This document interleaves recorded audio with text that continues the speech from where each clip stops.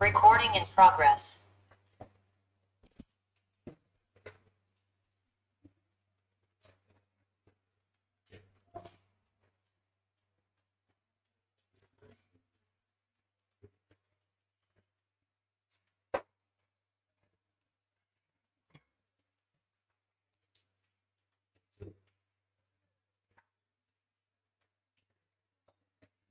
సరే guys, question number 2 complete అయిందా, 1 complete అయిందా? 1 ఓన్లీ. సరే 2 చదవండి ఒకసారి.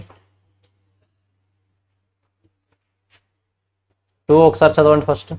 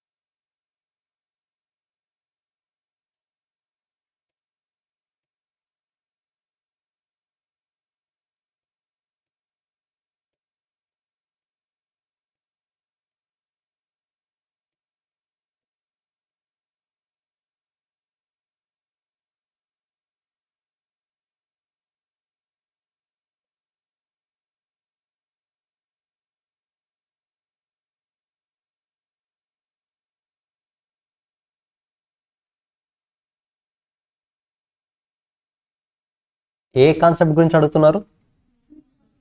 మేకర్ బైలో డిసిషన్ తీసుకోవాలంటే మనం కంపేర్ చేసిన 2 ఐటమ్స్ ఏంటి? Relevant cost, purchase price. If relevant cost is greater than purchase price ఏం చేద్దాం? If relevant cost is greater than purchase price, by.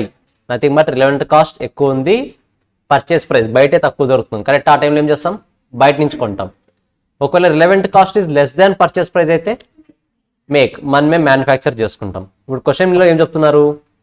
Prem Industries considering making its own motor castings which is currently purchased for 20.50 per unit. Okay, this purchase price does not include ordering, receiving and inspection cost. Ordering cost, receiving cost, inspection cost కాకుండా మిగతా information మాత్రం provide చేశాడు. Which Prem is estimated to be 2 rupees per unit. So ఆ cost కూడా ఎంత అవచ్చంట? 2 rupees. Prames feels that it can manufacture the 6,500 required units at lower cost than it pays by the purchasing externally. ఇప్పుడు బయట నుంచి ఎంత కొంటున్నాడు? ఒకటి నార్మల్గా 20 rupees 20.5 కొంటున్నాడు, ప్లస్ ఎక్స్ట్రా కాస్ట్ ఎంత అవుతుంది? 2 rupees. ఓవరాల్గా 22.5 కొంటున్నాడు. బట్ ఇతను ఏం ఫీల్ అవుతున్నాడు? ఇంటర్నల్గా 6,500 యూనిట్స్ని కనుక మ్యానుఫ్యాక్చర్ చేయగలిగితే అప్ టు 6,500 ఇంకా తక్కువ కాస్ట్కే మ్యానుఫ్యాక్చర్ చేస్తాను అనే కాన్ఫిడెన్స్తో ఉన్నాడు. So the relevant cost of for the both producing and buying the alternatives are given below. So up to 6,500 units వరకు ఒకవేళ కాస్ట్ టు మేక్, నేనే మ్యానుఫ్యాక్చర్ చేస్తే ఎంత కాస్ట్ అవుతుంది? 1,38,125. ఒకవేళ బై చేస్తే ఎంత అవుతుంది? 1,46,250. ఇప్పుడు మీరు చెప్పండి, మేక్ చేద్దామా బై చేద్దామా? అంతేనా? మరి ఒక్కోడికి అంత పెద్ద క్వశ్చన్ ఇచ్చాడా? ఈ ఒక్కోడి కోసం అంత పెద్ద క్వశ్చన్ ఇచ్చాడా? Do you think so? So డెఫినెట్గా మీరు అనాలిసిస్ పార్ట్ అనేది కంప్లీట్గా రాయాలి. Complete A to Z analysis part రాయాలి. యాక్చువల్గా ఇక్కడ క్వశ్చన్ మిస్ అయింది. నార్మల్గా ఇది బోర్డ్ మెటీరియల్ క్వశ్చనే, కాకపోతే బోర్డ్ మెటీరియల్ అజంప్షన్ ఎలా తీసుకుంటాడు అంటే, ఆన్సర్ రాస్తున్నప్పుడు తనే కొన్ని అజంప్షన్స్ ఫ్రేమ్ చేసుకుంటాడు. మనం అజంప్షన్స్ ఫ్రేమ్ చేసుకోవడం కాకుండా కేస్ వైస్ రాద్దాం. ఇక్కడ సినారియో 1 ఇదైతే ఏమవుతుంది, సినారియో 2 అయితే ఏమవుతుంది, సినారియో 3 అయితే ఏమవుతుంది, ఇలా. సో ఫస్ట్ చెప్తాను, అది రాసుకోండి.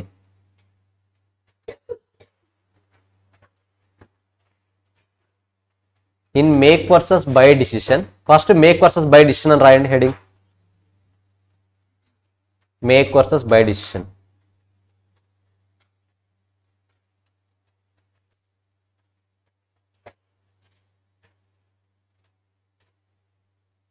In case relevant cost is greater than purchase price, in case relevant cost is greater than purchase price, then it is advisable to ఏం చేయాలి? బయ్యా Meka? If relevant cost is greater than purchase price, then it is advisable to buy the product. Then it is advisable to buy the product from the outside. Then it is advisable to buy the product from the outside. Same second point ala kinda rayandi. In case if relevant cost is less than purchase price, in case relevant cost is less than purchase price, or in case అనే word place తో just if అని కూడా use చేయొచ్చు మీరు. then it is advisable to manufacture internally or produce internally. Then it is advisable to produce internally.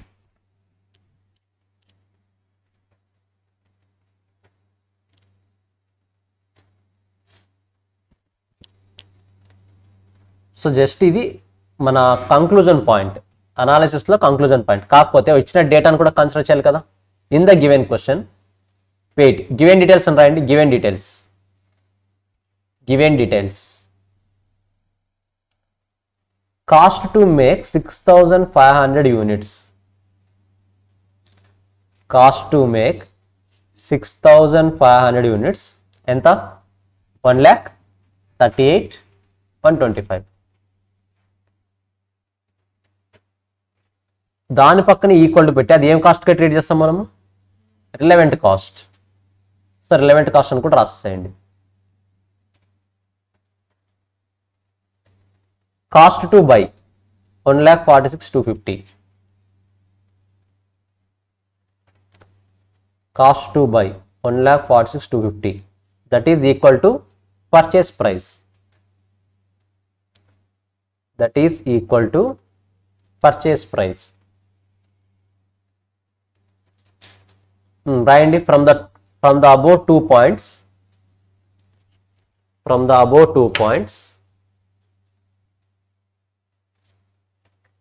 above 2 points, it is clear that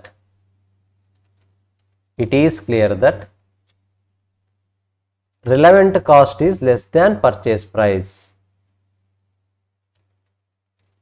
It is clear that relevant cost is less than purchase price.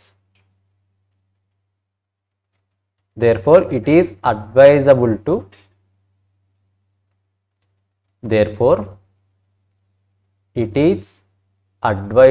to manufacture the products internally or produce the product internally. It is advisable to produce the product internally.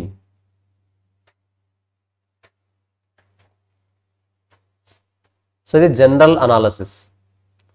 నార్మల్గా ఏది accept చేస్తే better, ఏది reject చేస్తే better. డెఫినెట్గా full points with terminology రాయాలి, మీరు use చేయాలి, analysis అనేది క్లియర్గా ఉండాలి. బట్ క్వశ్చన్ ఇక్కడతో అయిపోలేదు.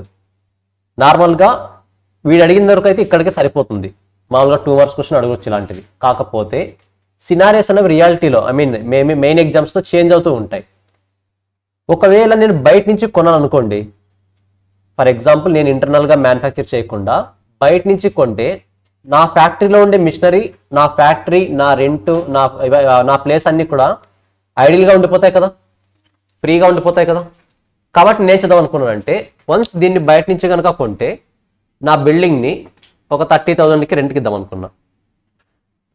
అవసరం లేదు కదా, బయట నుంచి కొంటున్నప్పుడు ఇంటర్నల్ ప్రొడక్షన్ ఏం చేస్తాం, ఇంకా అంతా ఫ్రీ స్పేసే కదా. సో నా బిల్డింగ్ని 30,000కి రెంట్కి ఇద్దాం అనుకుంటున్నా. Then how it will affect the main decision. How it will affect the main decision. So case 1 అని రాయండి. Case 1,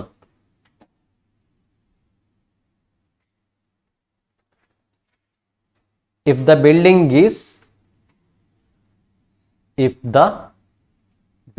is given to rent, for 5,000, ఇది కేస్ 1. ఇది కేస్ 2 రాయండి. if the building is given to rent for 10,000, let's say 5,000 10,000 అనుకుందాం.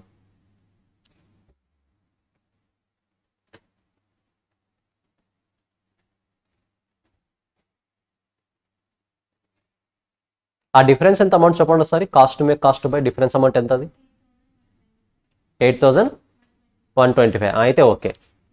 ఇప్పుడు ఏమవుతుంది చెప్పండి. Case ఏలో ఏం చేద్దాం, కేస్ బిలో ఏం చేద్దాం, థింక్ చేయండి బాగా.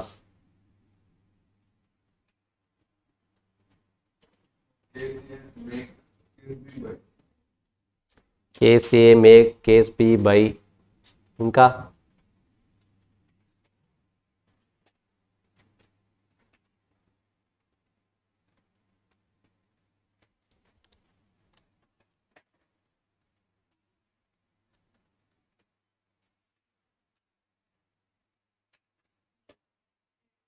ఏది కేస్ ఏ మేకా, కేస్ బి ఎందుకు?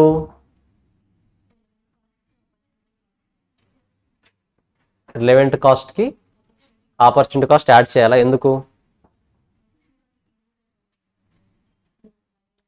సింపుల్. ఆపర్చునిటీ కాస్ట్ ఎప్పుడు వస్తుంది? మేక్ చేస్తే వస్తుందా, బై చేస్తే వస్తుందా? బై చేస్తే మాత్రమే ఆపర్చునిటీ కాస్ట్ ఉంటుంది. కరెక్టా? నథింగ్ బట్ ఇప్పుడు కనుక నేను మ్యానుఫ్యాక్చర్ చేయకుండా బయట నుండి కొంటే నాకు ఎంత అమౌంట్ రిటర్న్ వస్తుంది? నథింగ్ బట్ సేవింగ్స్ ఎంత వస్తుంది? ఫస్ట్ కేసులో మామూలుగా ఆపర్చునిటీ కాస్ట్ ఏం చేయాలి? యాడా లెస్సా? యాడ్ చేయాలా? షూరా? ఒకసారి బాగా ఆలోచించండి సినారియోని బట్టి. నేను మ్యానుఫ్యాక్చర్ చేస్తే 1,38,000 అవుతుంది, బయట నుండి కొంటే 1,46,000 అవుతుంది. మరి బయట నుండి కొంటే నాకు రెంట్ వస్తుంది కదా ఇక్కడ. అలాంటి రిలవెంట్ కాస్ట్లో 5,000 యాడ్ అవుతుందా, లెస్ అవుతుందా? నాకు ఇంకా యాడ్ అవుతుందా? బాగా ఆలోచించండి ఇంకొకసారి. నేను మ్యానుఫ్యాక్చర్ చేస్తే ఎంత కాస్ట్ అవుతుంది? 1 lakh. కరెక్టా? బై చేస్తే ఓన్లీ రిలవెంట్, నేను అడుగుతున్నది ఓన్లీ రిలవెంట్ కాస్ట్. నేను మ్యానుఫ్యాక్చర్ చేస్తే 1,38,125 అవుతుంది. కరెక్టా? అదే బయట నుంచి కొంటే 1,46,250 అవుతుంది. ఒకవేళ బయట నుంచి కొనాలి అనే థాట్ వస్తే నాకు ఎక్స్ట్రాగా బెనిఫిట్ ఎంత వస్తుంది అంటే, నేను ఒకవేళ మేక్ చేయాలని డిసిషన్ తీసుకుంటే డెఫినెట్గా ఏ లాస్ కూడా కన్సిడర్ చేయాలి. సో నథింగ్ బట్ నేను మేక్ చేస్తే నేను ఎంత లాస్ అవుతాను? 5,000. ఆ క్లారిటీ రావాలి. సో మీరు బై చేస్తే ఏమవుతుంది, మేక్ చేస్తే ఏమవుతుంది? మీరు కనుక మేక్ చేస్తే ఎంత లాస్ అవుతారు? రావాల్సిన 5,000 రాదు. ఇది ఆల్టర్నేటివ్ మనకి ఆపర్చునిటీ కాస్టే కదా. సో ఆపర్చునిటీ కాస్ట్ని ఏం చేయాలి? యాడ్ చేయాలి. సో ఫస్ట్ ఆపర్చునిటీ కాస్ట్ని యాడ్ చేయాలంటే ఫస్ట్ రిలవెంట్ కాస్ట్ ఫార్ములా రాయాలి. కరెక్టా? So first relevant cost equal to relevant cost equal to variable cost plus చెప్పండి ఫార్ములా ఏమి చదివారా మరి చెప్పండి ఒకసారి ఆపర్చునిటీ కాస్ట్ రాయండి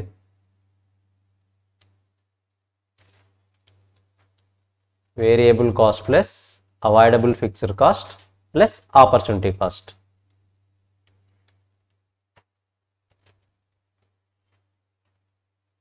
సో కేస్ 1 రాయండి ఇప్పుడు case 1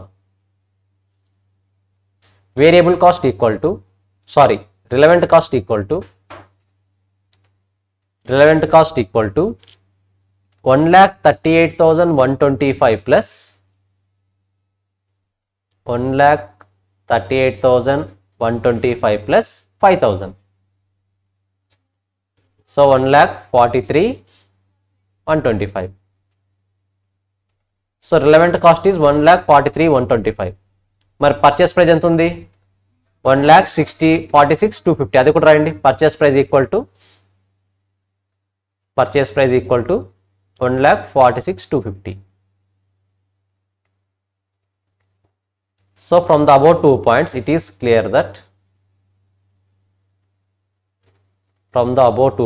it is advisable and right from the above 2 points it is advisable to make the product internally or produce the product internally because from the above 2 points it is advisable to make the product internally because it provides net benefit of net savings and benefit called savings kada idi it provides net savings of difference anta 1,43,125 146,250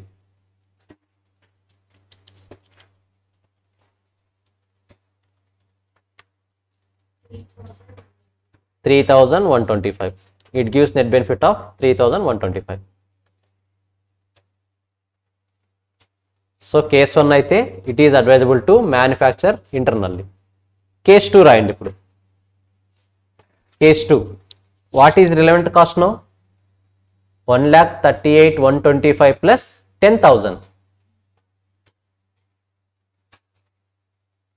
10,000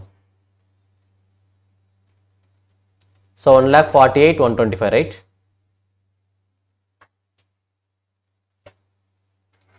so relevant cost is 1,48,125 purchase price 1,46,250 purchase price కూడా రాసేయండి ఒకసారి 1,46,250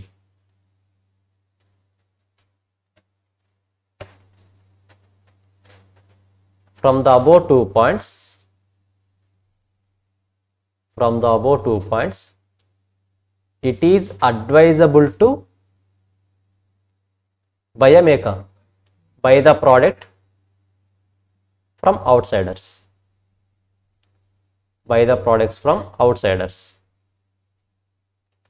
because it provides net savings of ఎంత difference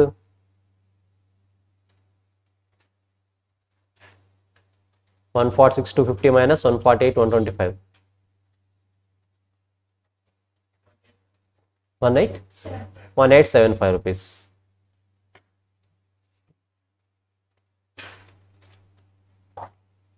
so ఇక్కడ మీకు clarity వస్తుందో opportunity cost ని decision ఎలా change చేస్తుందో ఒకవేళ ఆపర్చునిటీ కాస్ట్ పాయింట్ ఆఫ్ వ్యూలో కాకుండా జస్ట్ అకౌంట్స్ పాయింట్ ఆఫ్ వ్యూలో చూస్తే జస్ట్ ఏమని చెప్తాం మనము ఆల్వేస్ మేక్ చేయండి అని చెప్తాం బట్ మనకు వచ్చే ఆపర్చునిటీ కాస్ట్ వాల్యూని బేస్ చేసుకొని మేక్ ఉండాల్సిన డిసిషన్ బైకి చేంజ్ అయిపోతుంది that is the power of opportunity cost కాబట్టి డిసిషన్ మేకింగ్లో మీరు డెఫినెట్గా ఆపర్చునిటీ కాస్ట్ని కన్సిడర్ చేయాలి డిసిషన్ మేకింగ్లో మీరు డెఫినెట్గా ఆపర్చునిటీ కాస్ట్ని కన్సిడర్ చేయాలి ఈజ్ ఇట్ క్లియర్ ఒకసారి రివైజ్ చేయండి మొత్తం అది సో కొన్నిసార్లు అనాలిసిస్ రాయడం కూడా తెలియాలి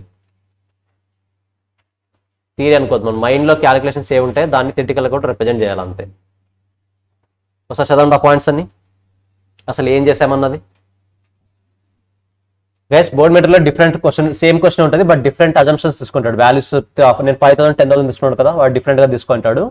బట్ ఇది ఫాలో అవ్వండి, క్లారిటీ వచ్చేస్తుంది. 2 కేసెస్ కూడా కవర్ అవుతాయి. సార్ చదవండి.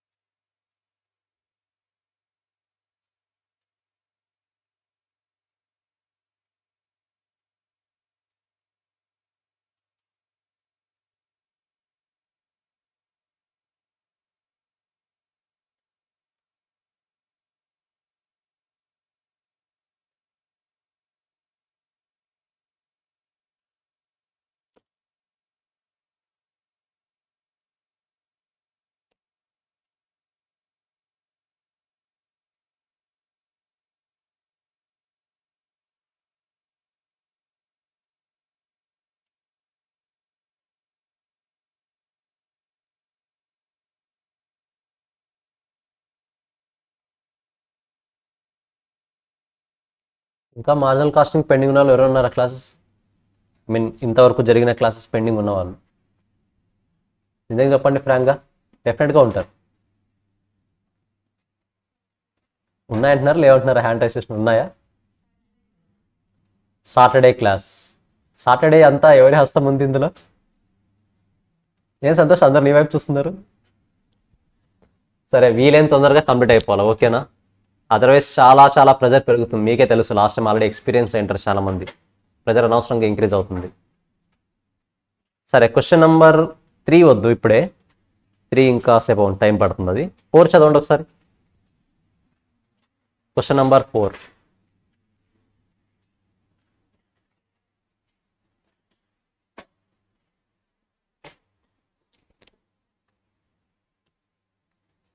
Question number 4.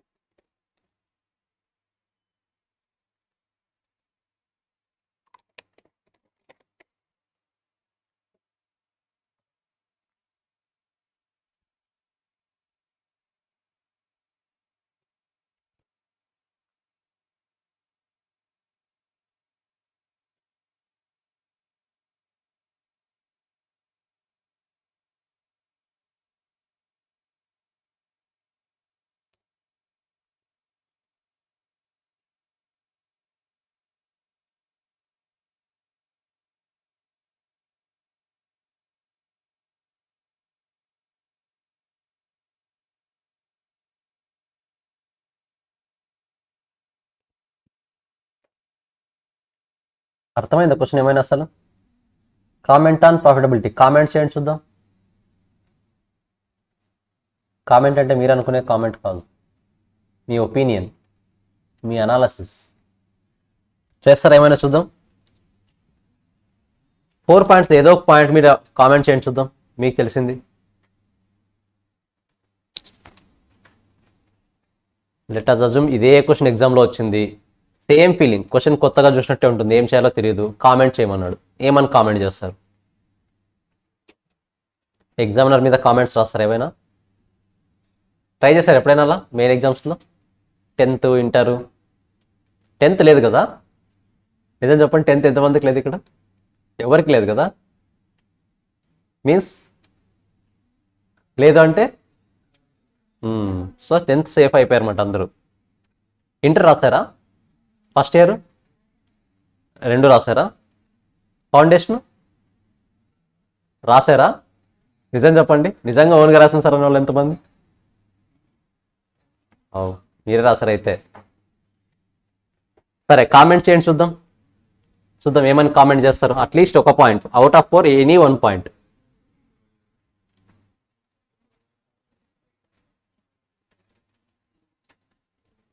సింపుల్గా ఏం చెప్పాడు, 2 ప్రోడక్ట్స్ ఇచ్చాడు, product A, product B, sales value ఇచ్చాడు, వేరియబుల్ కాస్ట్లు ఇచ్చాడు, సేల్స్ వాల్యూస్ ఇచ్చాడు, వేరియబుల్ కాస్ట్లు ఇచ్చాడు.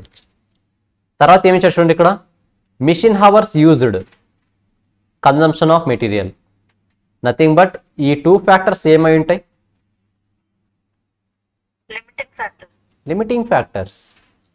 ఆ లిమిటింగ్ ఫ్యాక్టర్ అవుతాయి అన్న పాయింట్ క్లారిటీ రాకపోతే క్వశ్చన్ ముందుకు వెళ్ళదు. ఇంకా మీకు పర్టికులర్గా 2 పాయింట్స్ చెప్తున్నాడు అంటే machine hours used for 1 unit of raw material, 1 unit of product A, 1 unit of product B, ఇవి 2 కూడా లిమిటింగ్ ఫ్యాక్టర్స్ అవుతాయి అన్న క్లారిటీ రాకపోతే మీకు క్వశ్చన్ ఫర్దర్గా మూవ్ ఆన్ అవ్వదు.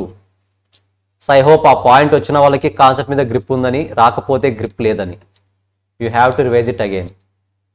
So comment on the profitability of each product. Comment చేద్దాం. First ఈ 2 ప్రోడక్ట్స్కి కాంట్రిబ్యూషన్ ఐడెంటిఫై చేయండి, రాయండి. Statement showing calculation of profit or just income statement అని రాయండి చాలు. Income statement, particulars product A, product B, just income statement అని రాసి particulars product A, product B.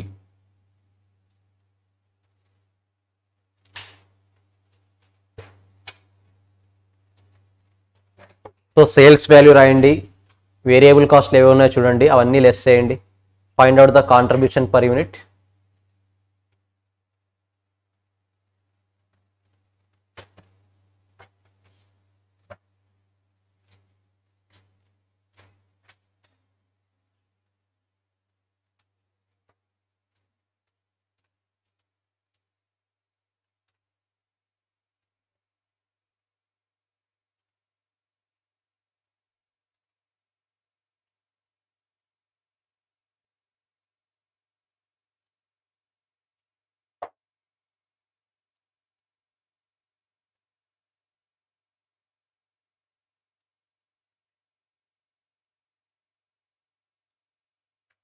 Find out contribution per unit for both the products.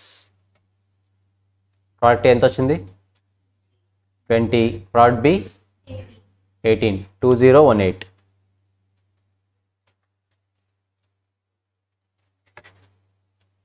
So income statement రాసిన తర్వాత ఆ income స్టేట్మెంట్తో పాటు ఫర్దర్గా ఇంకో 3-4 లైన్స్ వస్తాయి. ఆ స్టేట్మెంట్లోనే 3-4 లైన్స్ వస్తాయి. ఆ 3-4 లైన్స్ గ్యాప్ వదిలి ఫస్ట్ పాయింట్ రాయండి. ఇప్పుడు total sales potential unit is the key factor if point 1, if total sales potential in units is the key factor. Same ఇక్కడ ఉన్నది రాయండి. if అనే వర్డ్ యాడ్ చేయండి అంతే.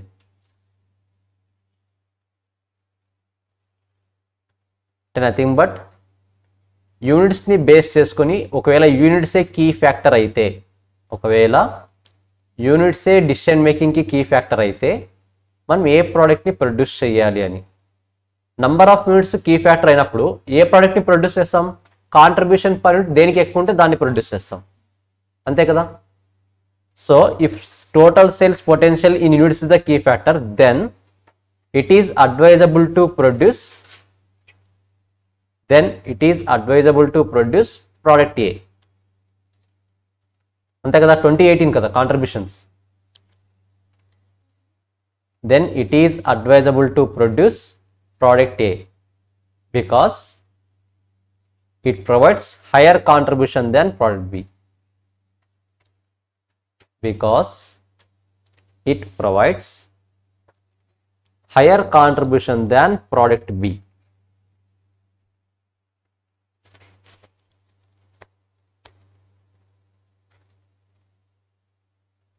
క్లియర్?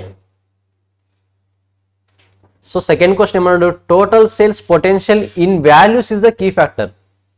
ఇప్పుడు per unit number of units గురించి అడగట్లేదు, వాల్యూ గురించి అడుగుతున్నాడు. వాల్యూ కీ ఫ్యాక్టర్ అయినప్పుడు మీరు దేన్ని బేస్ చేసుకొని డిసిషన్ తీసుకోవాలి.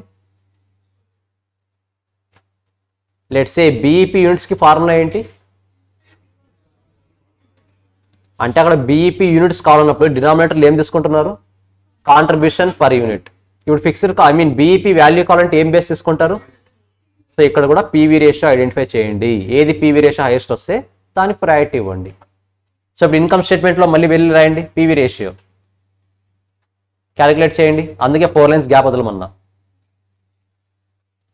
PV ratio, what is the formula for PV ratio? Sales into 100. Contribution value ఉంది, సేల్స్ ఇన్ఫర్మేషన్ ఉంది, into 100. 26.67 is for product A. బికి 20.5, 22.5. సో ఇప్పుడు కూడా ఏది అడ్వైజబుల్? Product A. రాసేయండి conclusion. If total sales potential in value is the key factor, then if total sales potential in value is the key factor, then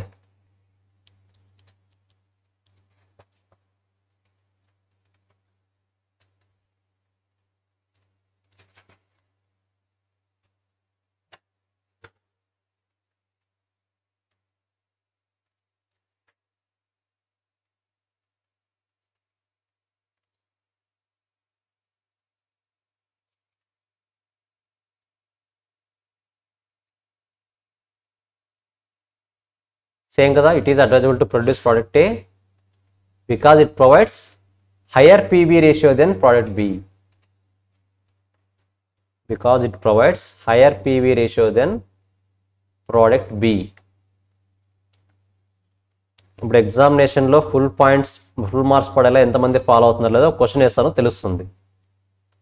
ఎంతమంది పర్టికులర్స్లో PV ratio calculate చేస్తారు కదా, ఆ PV ratio దగ్గర formula ఎంతమంది రాశారు? ఇప్పుడు ఫ్రాంక్గా హ్యాండ్ రైస్ చేయండి రాసిన వాళ్ళు.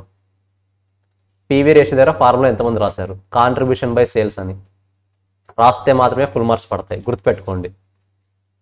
మీరు ఎగ్జామినేషన్ పాయింట్ ఆఫ్ లో దృష్టి పెట్టుకొని రాస్తున్నారు లేదా అనేది బెస్ట్ ఎగ్జాంపుల్. పర్టికులర్స్లో పీవీ రేషియో దగ్గర ఖచ్చితంగా ఫార్ములా రాసి ఉండాలి. శ్రీకాంత్ ఏ ఫార్ములా రాసావు? అక్కడ ఏ ఫార్ములా రాసావు చెప్పు. అదే ఏ ఫార్ములా చెప్పు. కాంట్రిబ్యూషన్ బై సేల్స్ ఇంటూ 100 రాస్తే మార్క్స్ ఎగురుతాయి. Contribution per unit by selling price per unit into 100, that is the main fact కదా. చిన్న చిన్న మిస్టేక్సే మనం చేసేది, చిన్న చిన్న మిస్టేక్సే.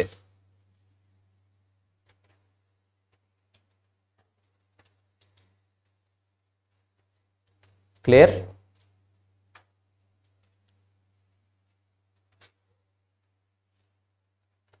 సో ఎందుకు చిన్న చిన్న మిస్టేక్స్ అంటున్నా అంటే, లెట్సే కొన్ని లాంగ్వేజ్లో యూస్ చేస్తారు కదా, ఎంతమంది బిడ్డలంటే 2 అంటారు. అది బిడ్డలంటే అబ్బాయిలా అమ్మాయిలా? క్లారిటీ ఉండాలి కదా. బిడ్డలంటే 2 వస్తారు కదా. మాకు 2 మంది బిడ్డలు ఉన్నారని చెప్పేసి, ఫర్ ఎగ్జాంపుల్ నీకు 2 అబ్బాయిలు ఉండి ఆ ఏజెంట్ బ్రోకర్ అబ్బాయిలనే మ్యాచింగ్ తెస్తే మీ సిచ్యువేషన్ ఏమవుతుంది? మీరు చెప్పిన ఇన్ఫర్మేషన్ కరెక్టే, కానీ ఇచ్చే ఇన్ఫర్మేషన్ రాంగ్, ఇచ్చే విధానం తప్పు. సో కాంట్రిబ్యూషన్ బై సేల్స్కి contribution per unit by selling price per యూనిట్కి చాలా డిఫరెన్స్ ఉంది. ఓకేనా? సో క్లియర్గా ఉండాలి అది. సో ఇది క్లియరా? Second one, higher PV ratio ఏది ఉంటే అది క్యాలిక్యులేట్ చేస్తాం. సరే, third one, if raw material is in short supply. If raw material is in short supply, nothing but ఇప్పుడు లిమిటింగ్ ఫ్యాక్టర్ ఏదంటున్నాడు? లిమిటింగ్ ఫ్యాక్టర్ రా మెటీరియల్ అయినప్పుడు మనం ప్రోడక్ట్ ఏ ప్రొడ్యూస్ చేయాలా, ప్రోడక్ట్ బి ప్రొడ్యూస్ చేయాలా, decision తీసుకోవాలంటే దేన్ని base చేసుకుని decision తీసుకోవాలి? కాంట్రిబ్యూషన్. మిగతా వాళ్ళు ఐడియా ఉందా కాన్సెప్ట్? మనము రా మెటీరియల్ అనేది స్కేర్సిటీ ఉంటే, raw material is the limiting factor అయితే, డిసిషన్ అన్నది దేన్ని ప్రొడ్యూస్ చేయాలి ఫస్ట్ అనేది దేన్ని బేస్ చేసుకుని డిసిషన్ తీసుకుంటాం? Contribution per limiting factor. So particulars రాయండి, contribution per limiting factor. Contribution per limiting factor. దీనికి ఫార్ములా ఏమి ఇప్పుడు?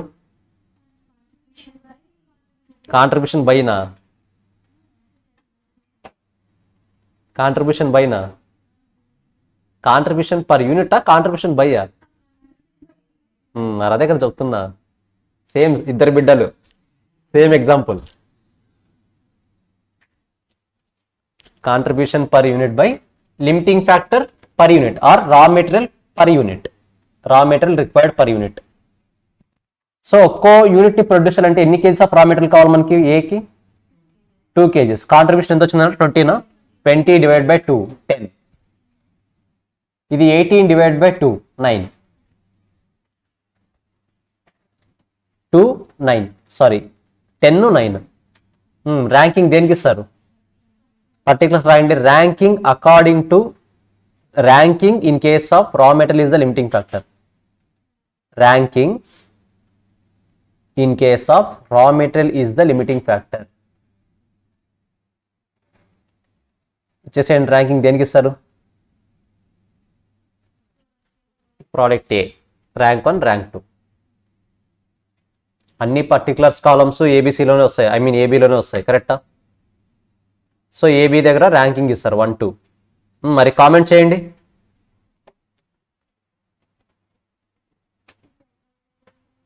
If raw material is in short supply or if raw material is the limiting factor if raw material is the limiting factor then it is advisable to produce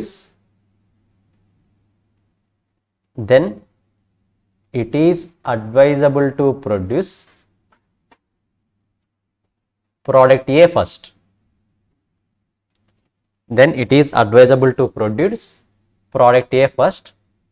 అంతే చాలు ఇంకా దాని meaning ఏంటి product B second produce చేయండి అని కరెక్టా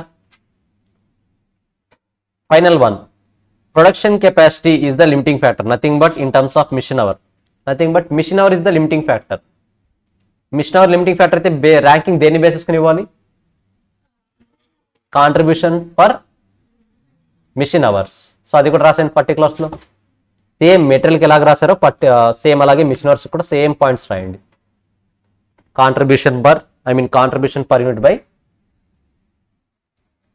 machine hours required per unit. So 20/3 18/2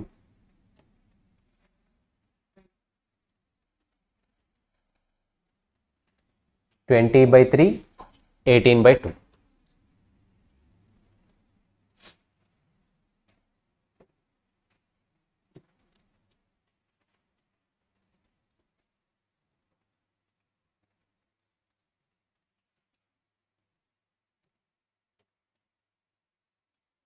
so 20/3 ఎంత వస్తుంది సంథింగ్ 6 పాయింట్ బి ఎంత వచ్చింది 8 9 సో కాబట్టి ఏది అడ్వైజబుల్ ఇప్పుడు ప్రోడక్ట్ బి రాసేయండి if machine hours is the limiting factor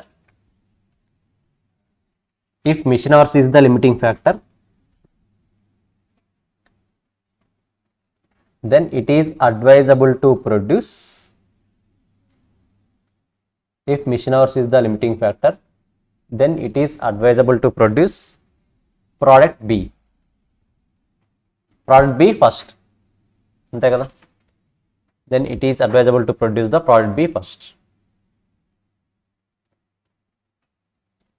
అంతే కామెంట్ అంటే ఇలా చేయాలి మీరు చేసేవి కాదు చదవండి ఒకసారి చేస్తారా కామెంట్స్ మీరు చేస్తారా నార్మల్గా జనరల్గా అడుగుతున్నా ఫ్రెండ్స్ మీద కానీ ఫ్యాకల్టీస్ మీద అల్టిమేట్గా చేస్తుంటారు నాకు తెలుసు అది ఇండైరెక్ట్గా చాలా మంది చేస్తుంటారు మేము కూడా చేసి వచ్చాం కాబట్టి నాకు కూడా క్లారిటీ ఉంది ఎంత చేయమన్నా చేస్తూనే ఉంటాం మనం అది పాజిటివ్ కావచ్చు నెగిటివ్ కావచ్చు తప్పలేదు సరే ఒకసారి చదవండి ఇది 4th క్వశ్చన్ ఒకసారి ఏం చేసామో రివైజ్ చేయండి ఒక 2 minutes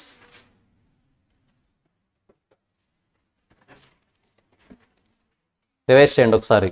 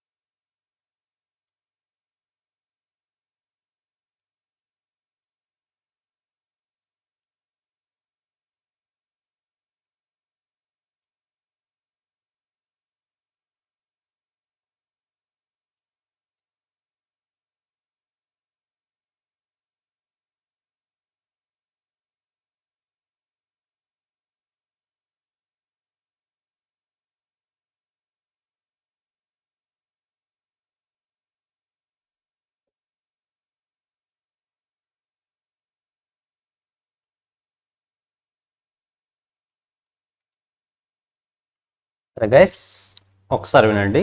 ఆల్రెడీ చెప్పుకున్న పాయింట్ కాకపోతే ఒకసారి గుర్తు చేస్తా. లెట్స్ సే నా ప్రొడక్షన్ కంటిన్యూ అవ్వాలంటే నాకు ఒక స్పెసిఫిక్ మిషనరీ కావాలి. మిషనరీని పర్చేస్ చేయడానికి వెళ్ళాను. ఓన్లీ అక్కడ 1 మిషన్ ఉంది, మిషన్ 1.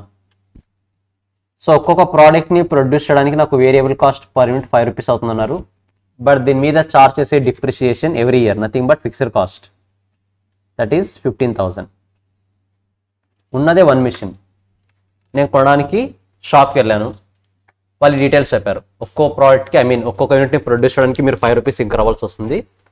దానికి సంబంధించి fixed cost depreciation every year 15,000 rupees అవుతుంది అన్నారు. సో మనకి ఎన్ని ఆల్టర్నేటివ్స్ ఉన్నాయి? ఇప్పుడు ఎన్ని ఆల్టర్నేటివ్స్ ఉన్నాయి? వింటున్నారా?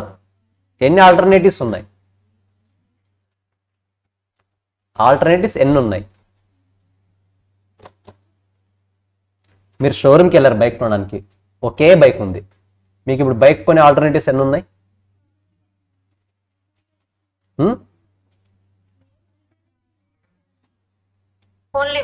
ఓన్లీ వన్, అంతే కదా. ఆల్టర్నేటివ్స్ లేకపోవడం ఏంటి? ఆ బైక్ ఉంది కదా, మీరు కొనొచ్చు కదా దాన్ని.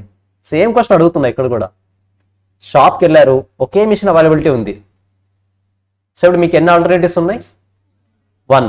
మీకు ఏమైనా ఇప్పుడు కన్ఫ్యూజన్ పాయింట్ ఉందా? కొనాలనుకుంటే కొంటారు, లేకపోతే లేదు. సో ఈ కేసులో మనకి సిచ్యువేషన్ ఎలాంటి ఇష్యూ ఉండదు. బట్ నెక్స్ట్ టైం వెళ్ళారు, ఇప్పుడు 2 మిషన్స్ ఉన్నాయి. దీనికేమో variable cost per unit 7 rupees అవుతుంది, కాకపోతే ఫిక్స్డ్ కాస్ట్ 10,000 రూపీసే.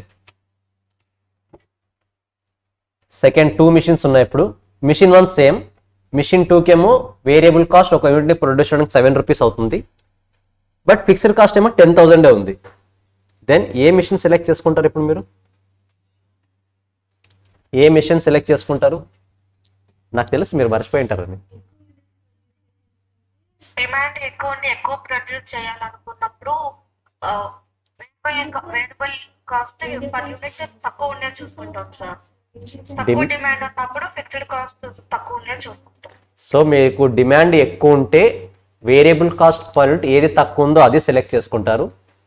అదే డిమాండ్ తక్కువ ఉంటే ఫిక్స్డ్ కాస్ట్ ఏది తక్కువ ఉంటే అది సెలెక్ట్ చేసుకుంటారు. 100% రాంగ్ ఆన్సర్.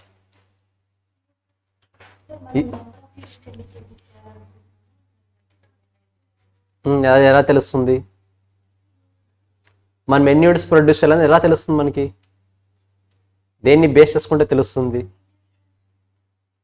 ఏ పాయింట్ చెప్పండి, అదే కాన్ఫిడెన్స్గా. Indifference point. ఇండిఫరెన్స్ పాయింట్ని క్యాలిక్యులేట్ చేస్తే మీరు మిషన్ 1 యూస్ చేయాలా, మిషన్ 2 యూస్ చేయాలా, క్లారిటీ వచ్చేస్తుంది మీకు. Then what is the formula for indifference point?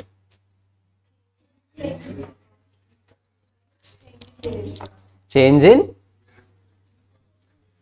కొంతమంది తలలు తిప్పేస్తున్నారు మీ ఫేస్ చూడగానే ఎందుకో. చేంజ్ ఇన్ వేరియబుల్ కాస్ట్, అంతేనా? Where is variable cost? That is variable cost per unit. మీరు చెప్పింది వేరియబుల్ కాస్ట్ కదా. So what is the formula? Change in variable cost per unit. ఎంత చెప్పండి వాల్యూస్ ఒకసారి? 5,000 divided by 2, nothing but 2,500. So దీని meaning ఏంటి? మీరు 2,500 యూనిట్స్ ప్రొడ్యూస్ చేయాలనుకుంటే, మీ ఇంటెన్షన్ 2,500 యూనిట్స్ ప్రొడ్యూస్ చేసేలా ఉంటే, మీరు మిషన్ ఏ కొన్నా, మిషన్ 1 కొన్నా, మిషన్ 2 కొన్నా సేమ్ కాస్ట్ అవుతుంది. సో మీరు ఏదైనా యూస్ చేయొచ్చు. మిషన్ 1 యూస్ చేసినా ఒకటే కాస్ట్ అవుతుంది, మిషన్ 2 యూస్ చేసినా సేమ్ కాస్ట్ అవుతుంది. దీనికి సంబంధించి క్యాలిక్యులేషన్స్ రాసామా? గుర్తుందా? చేసినట్టు గుర్తుందా? రాసుకున్నారా నోట్స్లో? సో రాపియాలా మరి? ఇంకొకసారి రాసుకున్నారా, రాపించాలా? ఒకసారి కన్ఫర్మ్ చేయండి నాకు. రాసుకున్నారా, రాయించాలా ఇంకొకసారి? అదర్వైజ్ నాకు ఇప్పుడు ఈ ప్రాబ్లమ్ సాల్వ్ చేయాలంటే ముందుకు వెళ్ళలేము ఆ క్లారిటీ లేకుండా. ఉందా? ఐ హోప్ రాసుకున్నారని అనుకుంటున్నా. సంతోష్ ఉందా? షూర్. సంతోష్తో ఉంటే అందరితో ఉన్నట్టే. ఇంకా క్లియరా? ఉంది అయితే ఉంది కదా. ఇప్పుడు చెప్పండి, నేను లెస్ దాన్ పేజెస్ తిప్పేసేయండి, ఇంకా నార్మల్కి వచ్చేసేయండి, మీరు రాసే పేజ్కి వచ్చేసేయండి.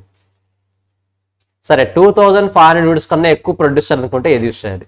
2500 ప్రొడ్యూస్ చేయాలంటే ఓకే, మిషన్ 1 ఆర్ మిషన్ 2 ఏదైనా కొనొచ్చు. మరి 2500 యూనిట్స్ కన్నా ఎక్కువ ప్రొడ్యూస్ చేయాలంటే ఏది కొనాలి?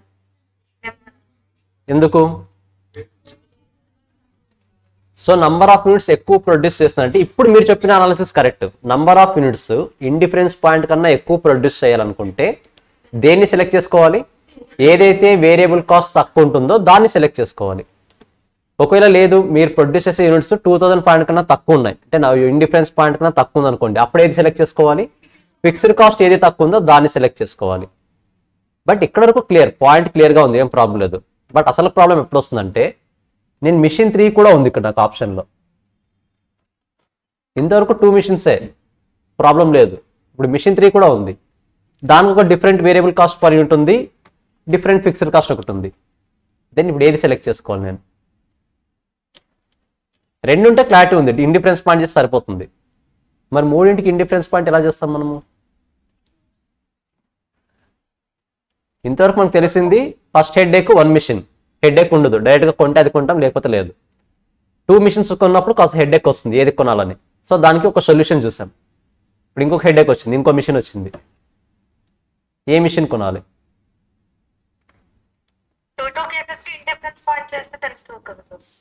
2 కేసెస్కి ఇండిఫరెన్స్ పాయింట్ చేయాలి, వన్ ఆఫ్ ది సొల్యూషన్. ఇంకా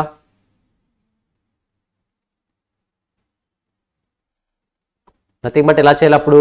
మిషన్ 1 టు మిషన్ 2 ఒకసారి, మిషన్ 2 టు మిషన్ 3 ఒకసారి, మిషన్ 1 టు మిషన్ 3 ఒకసారి, మూడింటికి చేయాలి. కరెక్టా? సో సేమ్ ఇప్పుడు ఈ కాన్సెప్ట్ని బేస్ చేసుకుని మూడింటికి చేద్దాం ఫస్ట్, దాని తర్వాత డిసిషన్ ఎలా తీసుకుందామని అనలైజ్ చేద్దాం. ఇప్పుడు ఈ కాన్సెప్ట్ని బేస్ చేసుకుని ఫస్ట్ ఒకసారి ఈ క్వశ్చన్ చదివి try to identify the indifference points. First question చదవండి, question number 5. Question number 5.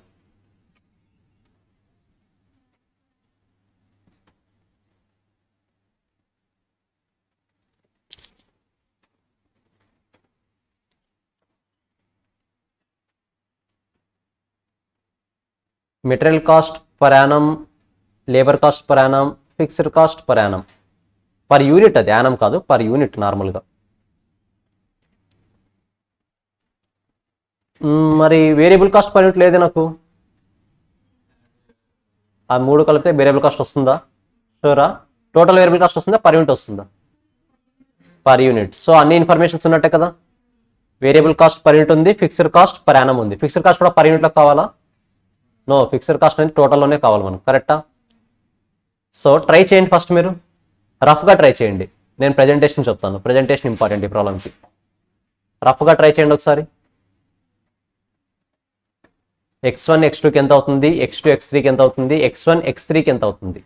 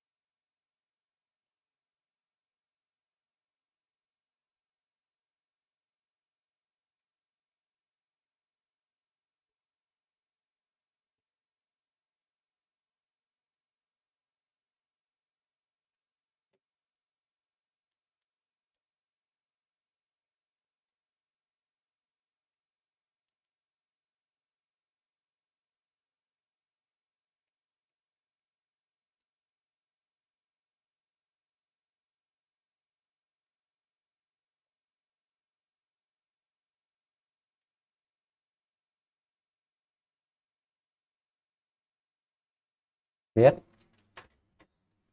So మీకు ఇప్పుడు x1 x2 x1 x3 x2 x3 values వచ్చాయి కదా.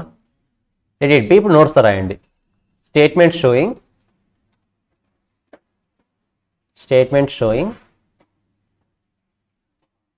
కాస్ట్ డీటెయిల్స్ ఆఫ్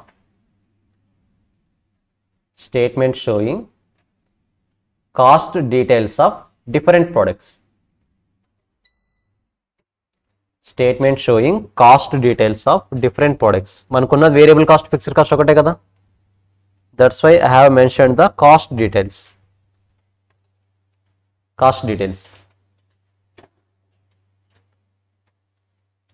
ఫస్ట్ ఇచ్చిన వాల్యూస్ రాయండి. అవి direct material, direct labour, variable.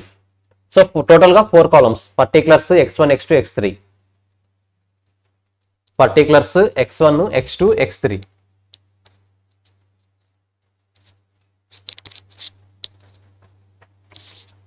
Particulars x1 x2 x3. So direct materials, direct labour, variable overhead. కకృతి పడి డైరెక్ట్గా టోటల్ వేరియబుల్ కాస్ట్ రాయొద్దు, ఓకేనా? కొంతమంది అతి తెలివి ఉపయోగిస్తారు అలా. మెయిన్ ఎగ్జామ్స్లో చెప్తున్నా, ఇక్కడ కాదు, ఇక్కడ మీ ఇష్టం. బట్ చెప్పాల్సిన రెస్పాన్సిబిలిటీ కాబట్టి నేను చెప్తున్నా. మెయిన్ ఎగ్జామ్లో ఆ టెనీ కాస్ట్ డైరెక్ట్గా క్యాలిక్యులేట్ చేయొద్దు. Direct material cost per unit, direct labour cost per unit, variable overhead per unit. So మూడింటిని యాడ్ చేసి వేరియబుల్ కాస్ట్ పర్ యూనిట్ రాయండి. మూడింటిని యాడ్ చేస్తే వేరియబుల్ కాస్ట్ పర్ యూనిట్ వస్తుంది. 50, 40, 10, 100, 200, 400.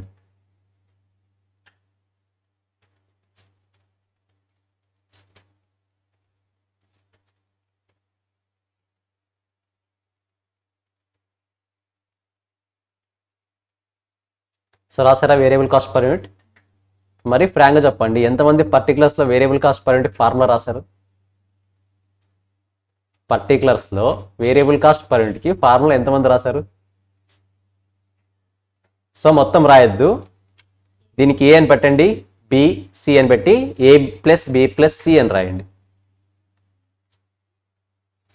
మ్యాండేటరీ, అవి చాలా మ్యాండేటరీ, ముందే చెప్తున్నా. మీరంతా కష్టపడి కూడా మార్క్స్ పోగొట్టుకోవద్దు. Presentation matters in our exams, not only concept.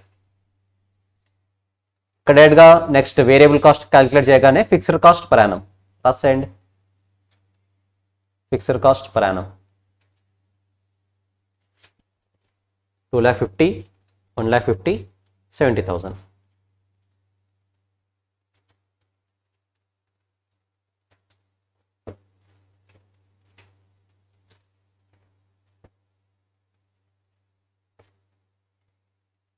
So next నార్మల్గా ఇప్పుడు ఇండిఫరెన్స్ పాయింట్స్ 3 కేటగిరీస్ కనుక్కోవాలి, కరెక్ట్? మనము x1 x2 x2 x3 x1 x3 నార్మల్గా మూడింటికి డిఫరెంట్గా చేయొచ్చు. So calculation of indifference point for x1 and x2 చేయొచ్చు. తర్వాత calculation for indifference point x2 x3, తర్వాత x3 x1, ఇలా ఇండివిజువల్గా అయినా చేయొచ్చు.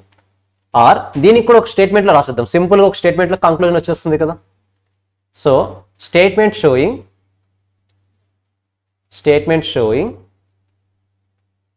నెక్స్ట్ స్టేట్మెంట్ ఇది, statement showing calculation of indifference point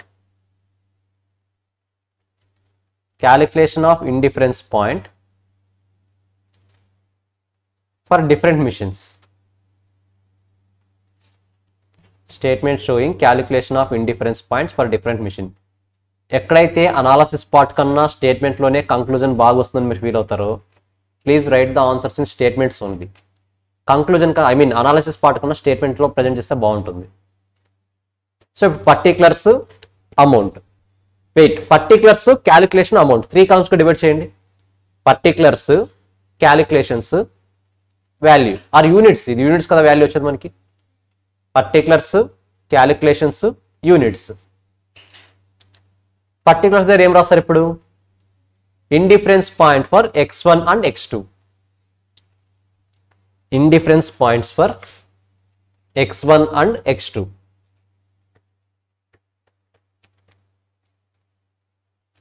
indifference points for x1 and x2. So formula నార్మల్గా ప్రతిదానికి రాసాలనుకుంటే రాయండి, ఎందుకంటే 3 టైమ్స్ ఫార్ములా రాయాలి కదా మనము. అదర్వైజ్ జస్ట్ క్యాలిక్యులేషన్స్ రాయండి, కింద నోట్ పాయింట్ అని చెప్పి ఫార్ములా ఒకసారి రాసేయండి. Formula for indifference point change in fixed cost divide by change in variable cost per unit. So లాస్ట్లో రాద్దాం, జస్ట్ క్యాలిక్యులేషన్స్ రాసేయండి. క్యాలిక్యులేషన్ పార్ట్లో క్యాలిక్యులేషన్స్ చూపించండి, వచ్చిన అవుట్పుట్ యూనిట్స్తో చూపించండి.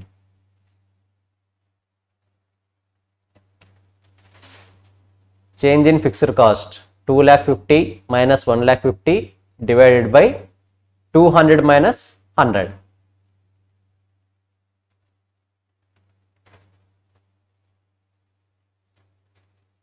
వచ్చిన వాల్యూ రాసేయండి. యూనిట్స్ ఎన్ని వచ్చాయి?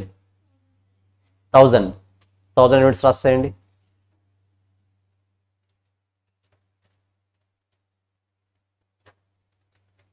సేమ్ అలాగే indifference point for x2 and x3. Statement రాస్తే బెనిఫిట్ అదే, ఫార్ములా ప్రతిసారి రిపీట్ చేయాల్సిన అవసరం లేదు. అదర్వైజ్ ప్రతి దానికి 3 times 3 ఫార్ములాస్ రాయాలి మీరు.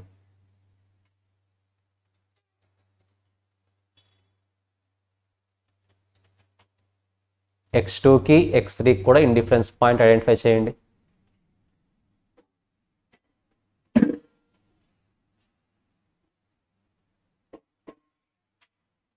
అది బాక్స్ అమ్మ, బాంబు కాదు, అంత భయపడాల్సిన అవసరం లేదు దానికి. Sir the same time indifference point for x3 x1. Indifference point for x2 x3 ఎంత వచ్చింది points units? 400. 1000 400. Okay, 1000 400. Last one 600 రాసేయండి. అది కూడా లాస్ట్ వన్ 600. 400 600 1000 సింపుల్గా చెప్పాలంటే.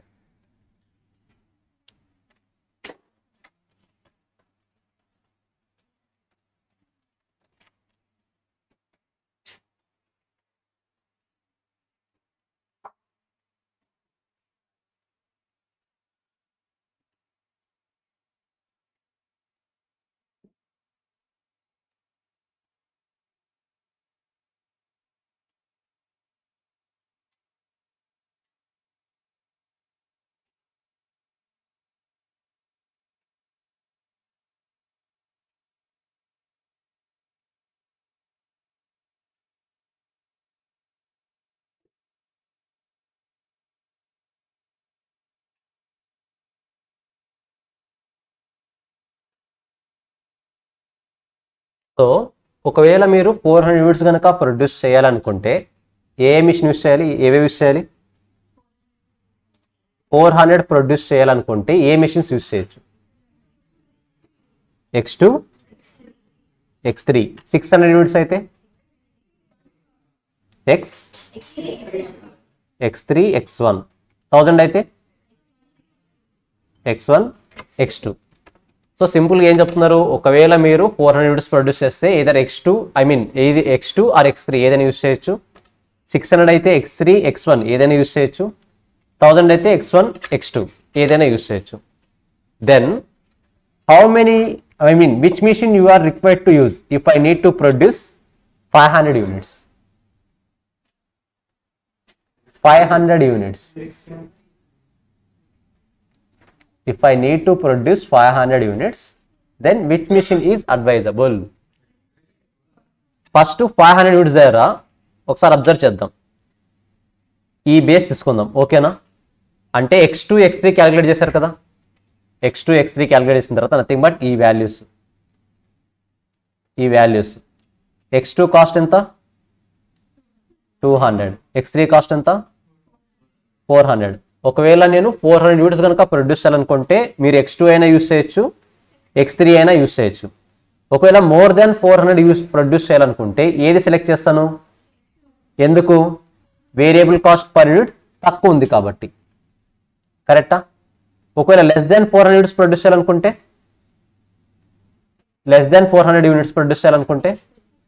ఎందుకు? ఫిక్స్డ్ కాస్ట్ తక్కువ ఉంది కాబట్టి ఇక్కడ ఒకవేళ నేను 500 యూనిట్స్ ప్రొడ్యూస్ చేయాలనుకుంటే ఏది యూస్ చేస్తాను? 500 యూనిట్స్ ఎక్కడ వస్తుంది నాకు? అరౌండ్ ఇక్కడ వస్తుంది, కరెక్టా? ఏది యూస్ చేస్తాను ఇక్కడ? x2.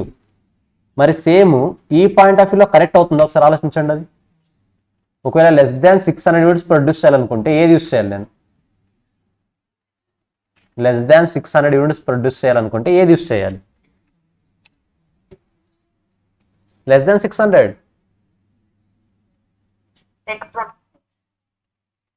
గైస్ ఈ పాయింట్ ఆఫ్ లో ఆలోచించండి. లెస్ దాన్ 600 యూనిట్స్ ప్రొడ్యూస్ చేయాలనుకుంటే ఏది యూస్ చేయాలి? క్యాలిక్యులేట్ చేయండి, కావాలంటే వేరియబుల్ కాస్ట్ పర్ యూనిట్ అది క్యాలిక్యులేట్ చేయండి. క్యాలిక్యులేట్ చేశారా? చేసి చెప్తున్నారా? ఏది గైస్ అందరూ క్యాలిక్యులేట్ చేయండి ఒకసారి. ఎవరో చెప్తారు నేను వింటాను రాసుకుంటాను, కాదు, మీరు క్యాలిక్యులేట్ చేయండి కనుక అందరూ ఒకసారి. ఒకవేళ లెస్ దాన్ 600 యూనిట్స్ ప్రొడ్యూస్ చేయాలనుకుంటే ఈ పాయింట్లో x3 యూస్ చేయాలా, x1 యూస్ చేయాలా? x3నా? అందరికి అదే వచ్చిందా? Sure, x3. సో ఒకవేళ బిట్వీన్ 400 to 600 యూనిట్స్ మీద మీరు ప్రొడ్యూస్ చేయాలనుకుంటే x2 ఆర్ x3 ఇవి యూస్ చేయండి. ఓకేనా? ఒకవేళ గ్రేటర్ దాన్ 600 అయితే, గ్రేటర్ దాన్ 600 అయితే లెట్స్ సే 700 అనుకుందాం. ఇక్కడ x1 x1. మరి లెస్ దాన్ 1000 అయితే, లెస్ దాన్ 1000 అయితే x2. క్యాలిక్యులేట్ చేస్తున్నారా? షూర్. సో ఒకవేళ ఇప్పుడు ఇంకో 2 పాయింట్స్ మెయిన్గా వస్తాయి. లెస్ దాన్ 400 యూనిట్స్ ప్రొడ్యూస్ చేయాలనుకుంటే, లెస్ దాన్ 400 యూనిట్స్ ప్రొడ్యూస్ చేయాలనుకుంటే ఏది యూస్ చేయాలి? అంటే మీరు ఏ 2 మిషన్స్ కంపేర్ చేయాలి? ఇప్పుడు నేను 400 కన్నా తక్కువ ప్రొడ్యూస్ చేయాలనుకుంటే మీరు ఏ 2 మిషన్స్ కంపేర్ చేయాలి? x2 x3. మరి x2 x3లో లో వేరియబుల్ లో ఫిక్స్డ్ కాస్ట్ ఉన్నది ఏది? కాబట్టి ఇక్కడ ఏది యూస్ చేస్తాను? x3. ఒకవేళ గ్రేటర్ దాన్ 1000 యూనిట్స్ కంపేర్ చేయాలనుకుంటే, ప్రొడ్యూస్ చేయాలనుకుంటే ఏ 2 మిషన్స్ కంపేర్ చేయాలి? ఇప్పుడు నేను x1 x2 వేరియబుల్ కన్నా ఇండిఫరెన్స్ పాయింట్ కన్నా ఎక్కువ ప్రొడ్యూస్ చేయాలంటే ఏది చూడాలి? Lower variable cost. మరి x1 x2లో లోయర్ వేరియబుల్ కాస్ట్ ఏది? x1. This is the overall output. If you are required to produce 400, then use x1 x2, 600 x3 x1, 1000 x1 x2. అలా కాకుండా లెస్ దెన్ 400 అయితే ఏంటి, 400 to 600 అయితే ఏంటి, 600 to 1000 అయితే ఏంటి, గ్రేటర్ దాన్ 1000 అయితే ఏంటి? ఓవరాల్ కంక్లూజన్ ఇది. క్లారిటీ వచ్చిందా? బట్ డయాగ్రామ్ రాసుకోండి. మనం డయాగ్రామ్ రాయకూడదు, పాయింట్స్ రాయాలి. ఫస్ట్ డయాగ్రామ్ రాసుకుంటుంది. మనం పాయింట్స్ రాయాలి, డయాగ్రామ్ వేయకూడదు. ఎగ్జామ్లో వేయచ్చు, బట్ అనాలిసిస్ ఉండాలి డెఫినెట్గా.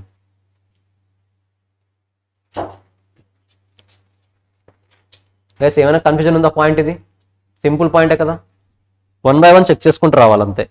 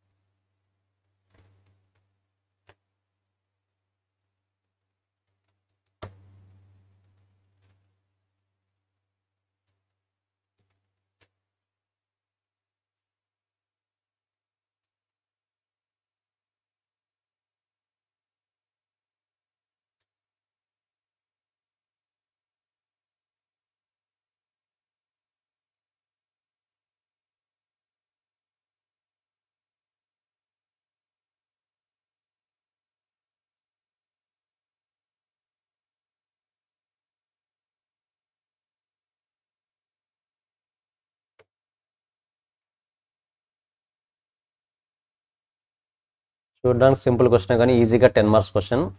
మార్క్స్ ఈజీగా వస్తాయి, కాకపోతే అనాలిసిస్ పార్ట్ బాగుండాలి, ప్రజెంటేషన్ పార్ట్ బాగుండాలి. నోట్లో ఇండిఫరెన్స్ పాయింట్ రాశారా?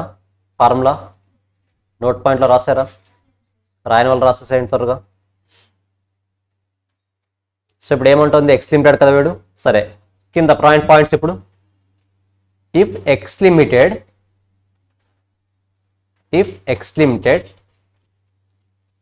decided to produce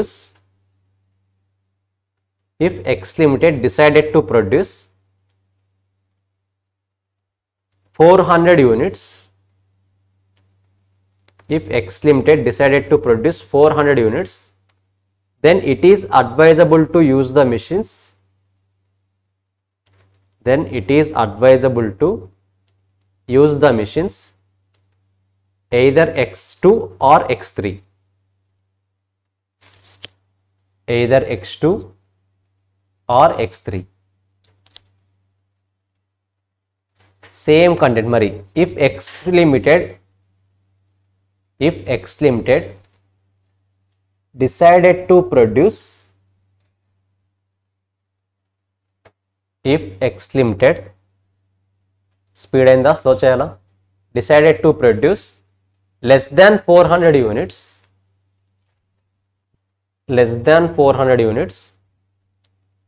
then it is advisable to use X3.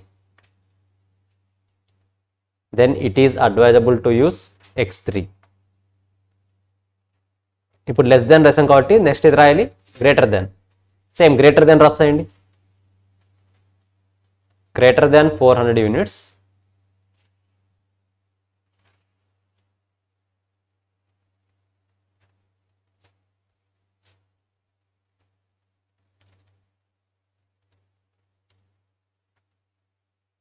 so it is advisable to use X2. It is advisable to use X2. చాలా నోట్ పాయింట్స్ వస్తాయి, తిట్టుకోదండి, రాయాలి తప్పదు. So next same 3 sentences 600 units దగ్గర 1000 units దగ్గర రాయండి. 600 units దగ్గర AB use చేయాలి, 1000 units దగ్గర అయితే ఏబి యూస్ చేయాలి. Same 3 sentences. ఇప్పుడు 400 దగ్గర 3 సెంటెన్సెస్ రాసాం కదా, సేమ్ అలాగే 600 దగ్గర ఏ మిషన్స్ యూస్ చేయాలి, 1000 దగ్గర ఏ మిషన్స్ యూస్ చేయాలి. ఫస్ట్ 3 సెంటెన్స్ నేను క్లియర్గా చెప్పాను, మిగతా మీరు షార్ట్ కట్స్తో రాసుకుంటారా డైరెక్ట్గా రాస్తారా మీ ఇష్టం. బట్ ఎగ్జామినేషన్ పాయింట్ రాసినప్పుడు ఫస్ట్ 3 పాయింట్స్ ఎలా రాశారో అలా రాయాలి.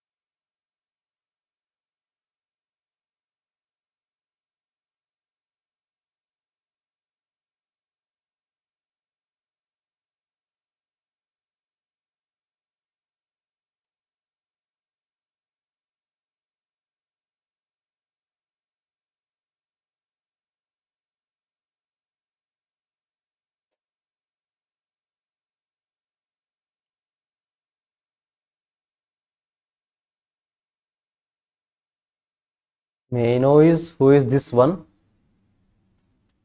వన్ వెళ్ళిపోయారు. ఎవరు వన్? నేను కర్సర్ ప్లేస్ చేయగానే డౌట్ వచ్చింది, వెళ్ళిపోయారు భయపడి. సార్ త్వరగా కంప్లీట్ చేసేయండి.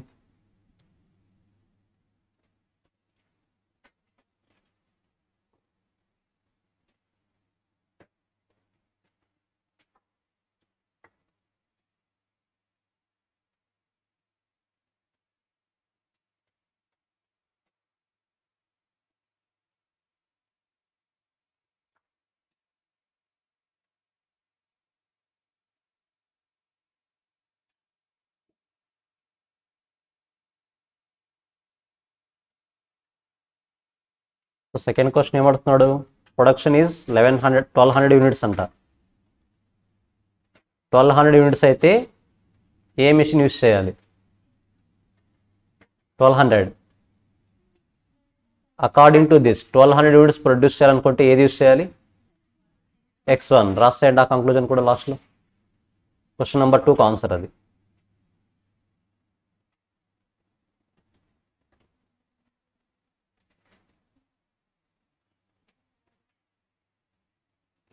If X Limited decided to produce 1200 units, same name, same conclusions, ఏమి చేంజ్ చేయొద్దు.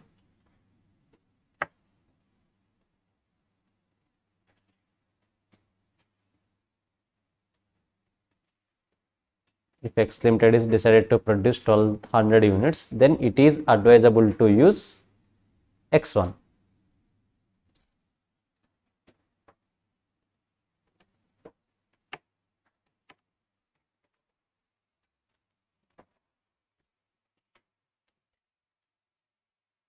మనకి క్వశ్చన్లో 1200 అడిగాడు, వాడు ఒకవేళ మేబీ 600 అడగొచ్చు.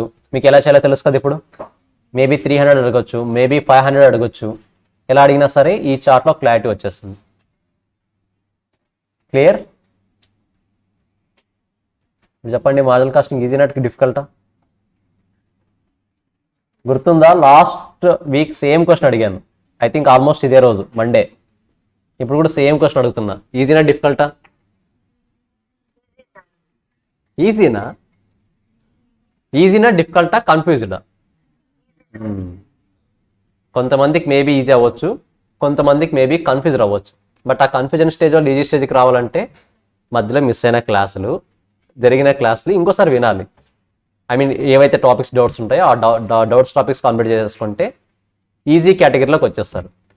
బట్ ఏదైతే డిఫికల్టీ కేటగిరీ వాళ్ళు ఉన్నారో దాని మీనింగ్ ఏంటంటే వాళ్ళు బేసిక్స్ కూడా సరిగ్గా వినలేదని. డిఫికల్టీ కేటగిరీ వాళ్ళు మరి బేసిక్స్ సరిగ్గా వింటే ఆటోమేటిక్గా సెకండ్ స్టేజ్కి వస్తారు. ఏ స్టేజ్? Second stage, confusing stage. అక్కడ ఉన్న డౌట్స్ క్లారిఫై చేసుకుంటే ఈజీ స్టేజ్కి వస్తారు. సో మరి మీరు ఏ స్టేజ్లో ఉన్నారో, ఎప్పుడు ఏ స్టేజ్లోకి వస్తారో మీ మీదే డిపెండ్ అయి ఉంటుంది. So this is all for the day. 10 minutes break తీసుకోండి. ఎగ్జాక్ట్ 5కి ఓఎం స్టార్ట్ చేద్దాం. ఓకే, నెక్స్ట్ క్లాస్ మీట్ అవుతాం. బాయ్.